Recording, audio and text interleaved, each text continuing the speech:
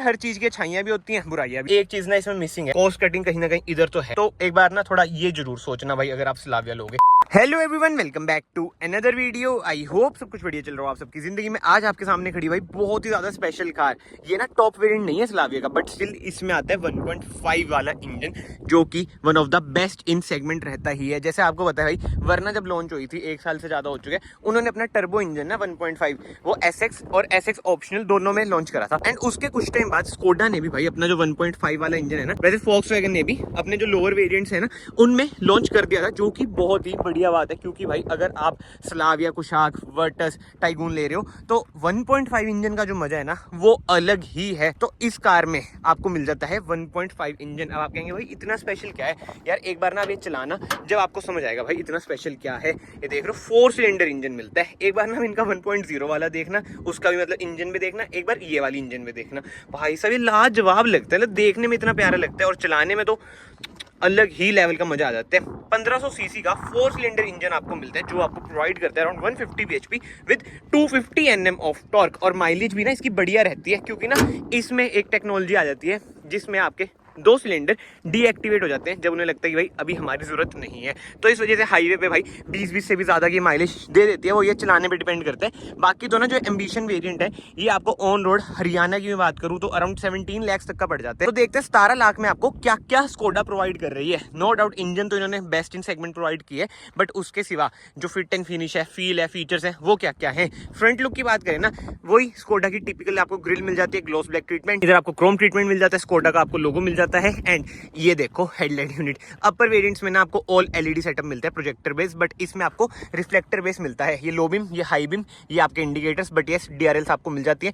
Fog light आपको मिल जाती है, जो कि अगेन हेलोजन है, कोई एयर कर्टन्स वगैरह नहीं है, बट हाँ क्रोम ट्रीटमेंट आपको इधर भी मिल जाएगा।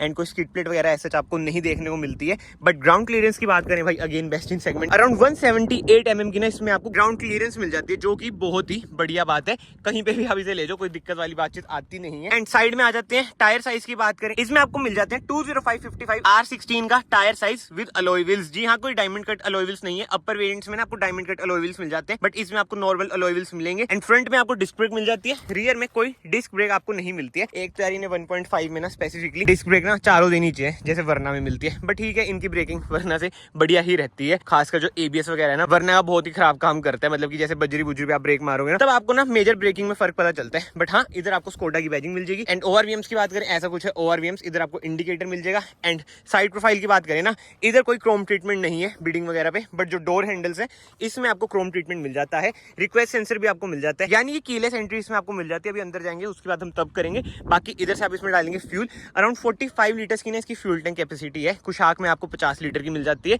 एंड रियर लुक की बात करें, ऐसी कुछ है भाई rear look.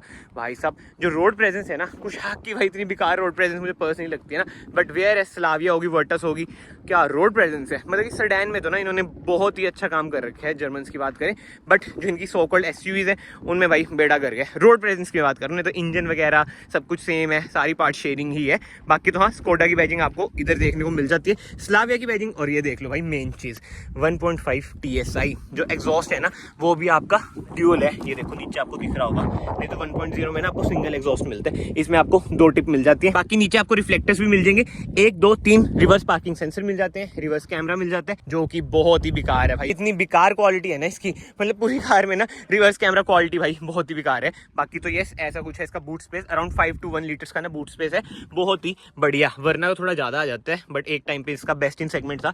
And boot light की बात करें, ऊपर आपको बूट लाइट मिल जाती है। एंड इसे हम करते हैं ओपन। एंड स्पेयर व्हील की बात करें, सेम साइज का स्पेयर व्हील मिलता है, जो कि बहुत बड़ा प्लस पॉइंट है। 205/R16 नाइस यार। बाकी तो वो ये सेडान है, 60-40 स्प्लिट तो आप क्या ही करोगे। एंड जो पार्किंग लाइट है ये आपको मिल जाती है LED। बाकी इसे हम करते हैं बंद। सो ये बाहर से ओवरऑल कार आपकी कुछ ऐसी है। रोड प्रेजेंस में तो जैसे मैंने आपको बताया भाई, कार जबरदस्त है, कोई दिक्कत वाली बातचीत आपको नहीं आती है। रियर डिफॉगर मिल जाते हैं, इधर आपको हाई माउंट स्टॉप लैंप मिल जाएगा, ऊपर आपको शार्क फिन एंटीना मिल जाता है। कोई सनरूफ इस वेरिएंट में नहीं है भाई। ये कार ना उसके लिए जिसको फीचर्स वगैरह ना ऐसे इतने पसंद नहीं है, ना जरूरत उसे लगती है, बट इंजन उसे भाई टॉप नॉच चाहिए। वही इंजन तगड़े चक्की दे वाली बातचीत आ जाती है। बाकी इंटीरियर की बात करें, ड्यूल टोन इसमें आपको इंटीरियर मिलता है। ऐसा कुछ है भाई डोर ट्रिम। इधर आपको फैब्रिक ट्रीटमेंट मिलेगा, कोई लेदराइज ट्रीटमेंट नहीं मिलेगा जैसे अपर वेरिएंट्स में मिलता है। इधर आपको बोतल होल्डर स्पेस और भी हम आप एडजस्ट कर सकते हैं, फोल्ड कर सकते हैं। ये है भाई केवल 1 टच अप 1 टच डाउन, बाकी हाँ नॉर्मल है पावर विंडोज के कंट्रोल। इधर से आप अपनी सीट रिक्लाइन कर सकते हैं, हाइट एडजस्ट कर सकते हैं, स्लाइड कर सकते हैं। एंड कार के हम चलते हैं अंदर। इधर से ना आप अपनी हेडलाइट भी कंट्रोल कर सकते हैं, बट कोई ऑटोमेटिक हेडलाइट का ऑप्शन इसमें आपको नहीं मिलता है। बीम आप इधर से एडजस्ट कर सकते हैं। एंड ये देख लो भाई स्पेस अच्छी खासी इधर भी मिल जाती है, सीक्रेट स्पेस। बाकी तो कार को मैं स्टार्ट करता हूँ। ये लो जी स्टार्ट हो चुकी है। रिफाइनमेंट देख रहे हो भाई, एक तो टू बंद करे ना। ऐसा कुछ है भाई इसका इंटीरियर, बढ़िया बहुत ही प्रीमियम इंटीरियर लगता है। बट एक चीज ना इसमें मिसिंग है, वो मैं अभी आपको बताता हूँ वीडियो में ना, आप एंड तक बने रहना, जो कि वर्टस की बहुत बढ़िया लगती है।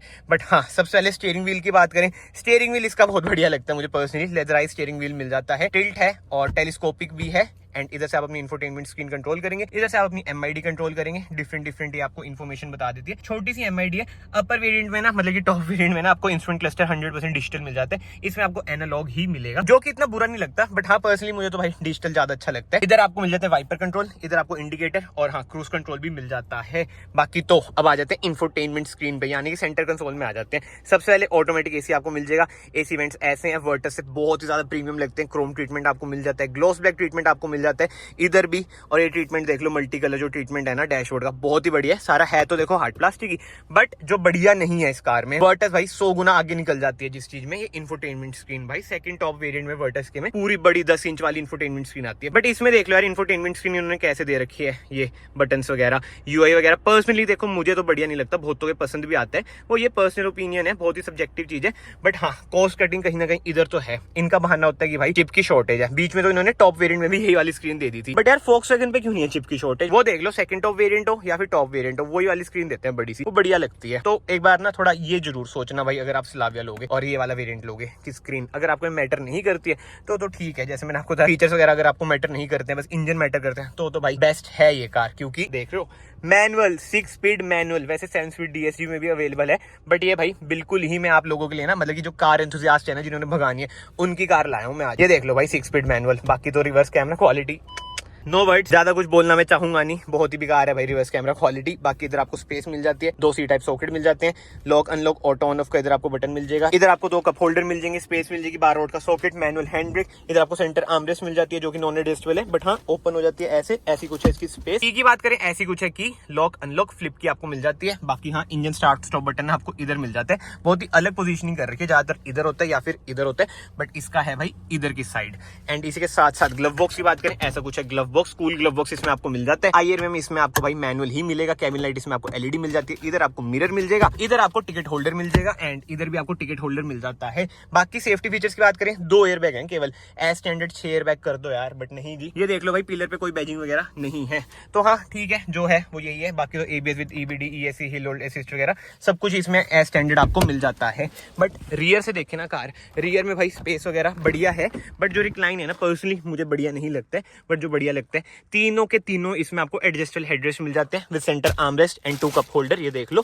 बाकी हाँ भाई जो सीट्स हैं फैब्रिक ही आपको मिलती है, लेदराइज सीट कवर्स ना टॉप वेरिएंट में आपको मिलते हैं। एंड इधर आपको मिल जाते हैं AC vents, again gloss black treatment बढ़िया लग रहे हैं। 2 C टाइप सॉकेट मिल जाते हैं। हम्प देख रहे हो कितना कम है, 3 बंदे तो आराम से बैठ जाएंगे। बट अगर आपको कंफर्ट बेस पे जाना है, होंडा सिटी या वरना ज्यादा बेटर ऑप्शन अगेन पर्सनली मुझे लगते हैं भाई। बट परफॉर्मेंस वाइज जर्मन तो भाई जर्मन है ही, बट यार जो वरना का 1.5 इंजन है ना, उसमें भी कोई दिक्कत वाली बातचीत है नहीं। वो इनसे वैसे फास्ट ही है, 160 bhp बहुत ही ज्यादा होती है। बट कहीं ना कहीं जो सस्पेंशन है उसके अगर स्टिफ होते हैं ना, बट हुंडई ने सोचा कि यार इंडियन रोड्स को देख के बनाए। बट बातें वही आ जाती है, हाई स्पीड में ना आपकी स्लाविया ज्यादा स्टेबल रहती है, वरना जो खड्डे खुड्डे आते हैं ऐसे रोड्स हैं तो वरना आपको ज्यादा कंफर्ट प्रोवाइड कर देती है। वो यार हर चीज की अच्छाइयां भी होती हैं, बुराइयां भी होती हैं। बाकी तो कमेंट सेक्शन ओपन है, आप लोग बताओ आपको ये कार कैसी लगी कैसी नहीं, और क्या आप 1.5 पे जाएंगे इस पे, मतलब कि एम्बिशन वाले 1.5 पे, या फिर 1.0 स्टाइल ले लोगे ज्यादा पैसे खर्च के। कमेंट सेक्शन ओपन है, जरूर बताना इंजन या फीचर्स या फिर इंजन। बाकी तो अगर आपको वीडियो पसंद है, ये वीडियो ने ऐसे लाइक कर देना, चैनल को ऐसे सब्सक्राइब कर देना। मैं आप सबको मिलता हूँ नेक्स्ट वीडियो में। Till then bye, take care.